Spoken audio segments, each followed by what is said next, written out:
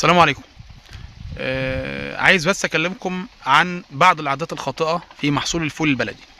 بعض السادة المزارعين، مش عايز اقول 99% منهم، بيعطشوا محصول القمح وبالاخص الفول البلدي بال60 يوم وال70 يوم، على اساس او على اعتقاد منهم ان عملية التعطيش ديت اللي هي بال60 يوم وال70 يوم ان هي هتزود معاه التفريعات.